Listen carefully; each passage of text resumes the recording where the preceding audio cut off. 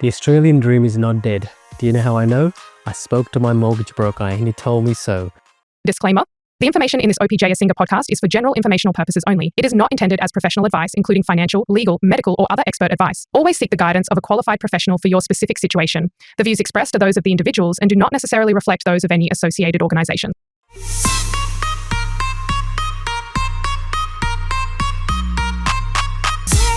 So I had a lengthy discussion with my mortgage broker on various topics, and one of the topics that we touched on was how a new homeowner can actually buy their own home.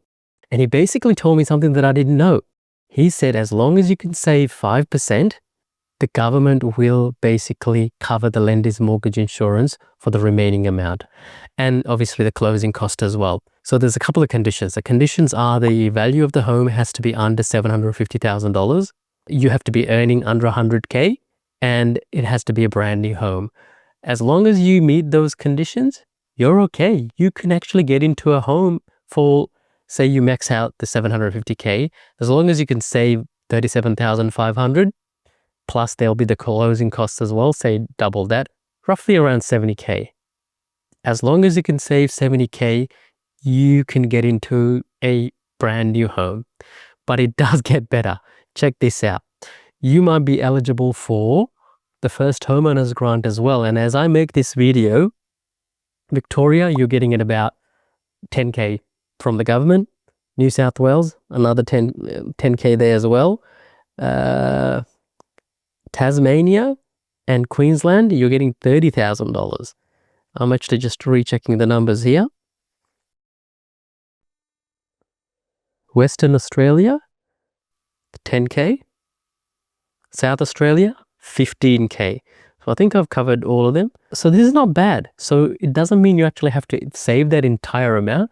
You might be still eligible for First Homeowners Grant. So this is an amazing news. I didn't know this was going on. And the reason why I'm telling you this is not to basically dwell on this, because I want this to be still valuable in 10, 20, 30 years time if someone's watching this. The reason why I'm making this video is the difference between going to a broker versus going to the lender directly. And here it is. If you are brand new to buying a property, and if you fit within the box, meaning you got perfect pay slips, you've got a good savings record, you've got a good credit score, and you meet the government's, the bank's mold in terms of a perfect client, Jeremy's recommendation is to go directly through to the financial institution of your choice, maybe even apply online. And that's the interview right there, if you can actually see the screen. So it was a beautiful discussion. I highly recommend you check it out because there's a whole bunch of topics that we cover. However, if you don't fit that mold, it's better that you speak to a mortgage broker, because what the mortgage broker can do for you is work on your behalf, like they're putting together a case, like they're going to court and trying to put all these missing pieces together and fight for you as a individual person. So what happens is, you might be running your own business and you've only had your ABN for 18 months, not the 2 years. That's the minimum threshold. The broker can basically go, hey, even though this person's only had the ABN or ACN for 18 months, they've been in the industry for X amount of time. So based on that, they can get you an exemption, which is awesome, right? So what they're doing is they're fighting for your chance to get that home loan and get that loan approved.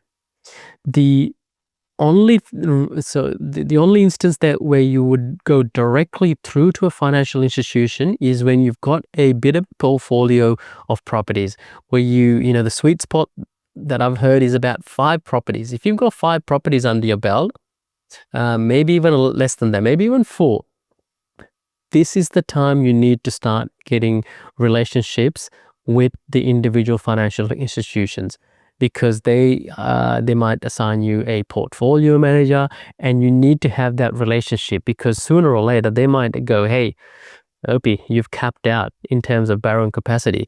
Your DSI is too high. Debt to service ratio, I think, yeah. And every property investor gets into that issue. But until that point, we're coming to, we're obviously talking about the early stages where you're trying to get in the door. Obviously, you might not be able to buy a property in Kew or Toorak or Darlinghurst or Darling Harbour for under 750K, right? It's obvious. But there are still areas where you can get a brand new property, even if the plan is included in this offer, and get yourself into a property, right, for you and your family. So that way you can pay it off over time and have something there for retirement. And I know some people disagree with this example because they like to invest in mutual funds and index funds. If that's your thing, completely fine. But if you are wanting to have home ownership, this might be an option for you. And the reason why I'm so excited is I actually didn't know this 5% option was available for new home buyers. So that's, as I said, one of the many topics that I discussed with Jeremy, the mortgage broker. Check out the podcast. There it is. I was reviewing before with my editor, but as you're watching this, it'll be live, ready to go. But that's it. Thank you so much for listening. I really hope you get yourself organized, save that deposit, and start speaking to your favorite mortgage broker. If you don't have one, speak to my guy and he'll sort you out. All the best. See you in the next video. Bye.